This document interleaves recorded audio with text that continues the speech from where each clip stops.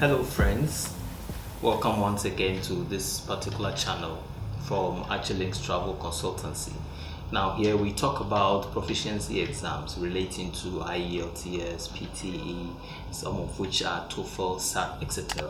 There are so much that we can talk about, but today I want us to concentrate on Ielts, of which we say it is International English Language Testing System. It is important that we get to know the format, the structure, and the important things that we need to know before we even take the test. We have to also know the purpose for which you are taking the test and its requirements. Now, let's go straight to the format of the test. There are 4 modules of the Ielts. The test is expected to test your speaking skills, your reading skills, your listening skills, and then your writing skills. One interesting thing about it is that you can have variety of tests based on the purpose for which you are traveling. Ielts is used for joining your spouse, study abroad, and then work abroad, as I already stated.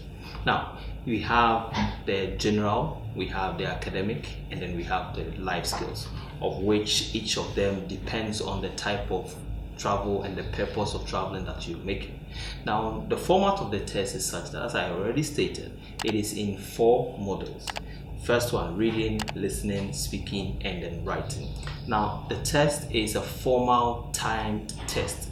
That is how come whatever that you do, whether you speak it, you write it, or whatever that you do with the test in the English language, it has to be formal. And you have to also make sure you work within time.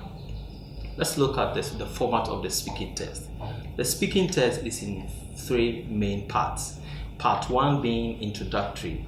The whole format of the speaking test is somehow interviewing in a way where you have an examiner, you seated in front of him or her, and the examiner will be asking you a question and you in turn answer.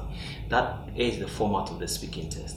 Now, the first part of the speaking test is that you will be asked questions that are very much familiar to you, where you'll be asked your name, your hometown, your hobbies, your family. All these are familiar things that is supposed to keep you relaxed. Now, the part 2 is where you'll be given a task, where that task you're supposed to use 1 minute to prepare, and then you use 2 minutes to talk about the task. The good thing about it is that you can decide to write something down. Whatever you write down, you can now elaborate it when you are using the 2 minutes to talk about it. Part 3 is mostly a follow-up of part 2. That is the task that is given to you. So if in part 2 you are given a task on tourism, you definitely have questions in part 3 that have relation with tourism. Whatever task that is given to you, the same or somehow questions that are related to that particular task will be asked you in part 3. Now, one thing is that every model in the Ielts is something that we must pay attention to, which is your areas of assessment. That is the areas of assessment of which they are going to base on to assess you and give you a band score out of 9.0. Or probably you can get a 9.0, that is fine. That is for the speaking test. Now we have listening. Listening is in 4 different parts. We have part 1 to 4. Now, each and every part has a different, a particular type of recording that you're going to listen to. The first part is where you listen to a recording that is a conversation or a dialogue, I would say, between 2 people, where one will be seeking for an information and the other will be giving the information. Now, that is for part 1 or section 1 of the listening test. Section 2 of the listening test, or the part 2 of the listening test, you're going to listen to a talk from somebody, one person. It's actually sometimes it could be a tour guide who is giving you information on a particular area. That is the type of audio you're going to listen to. When you go to part 3, part 3 is just like the part 1, where you have 2 or more people in a conversation. Now you have to pay attention to whatever information they are passing around, coupled with the question that you have in front of you. That is part 3 for listening. Now, part 4 for the listening test is just like part 2. So, in effect, you realize that part 1 is a dialogue, part 2 is a monologue, part 3 is a dialogue, part 4 is a monologue. So, you have to pay attention to all the information that goes around.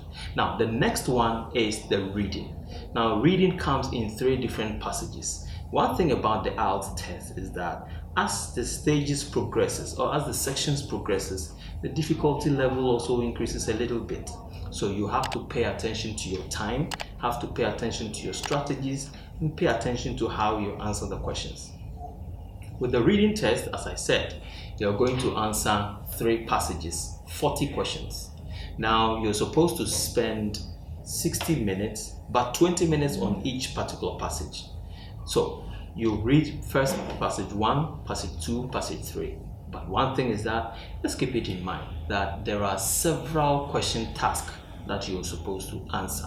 You can have questions in multiple choice questions. You can have a diagram where you're supposed to read and then describe it. You can even have fill-ins or short answers. That is for the reading. So you spent 60 minutes on 3 passages. You're supposed to spend 20 minutes on each. The last module is writing. Writing is just to test your ability to observe something and put your ideas in words. So we have task 1 for writing and task 2 for writing. Now, as I said, there are 2 different modules, actual types of the test. You have the general and the academic. If you are taking the general test, then your task 1, writing task 1, will be a formal letter. It could be a semi-formal, it could be an informal letter. So that is for the general. But if you're taking the academic test, then it means that you'll be given a diagram.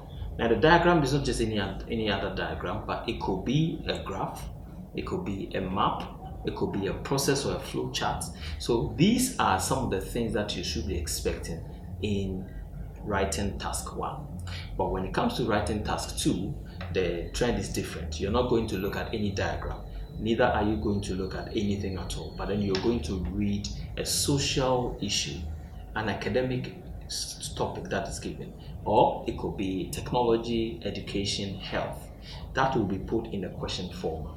But with the writing task 2, there are different types of essays that you'll be listening to, of which we will discuss that in details as we move on to our next video.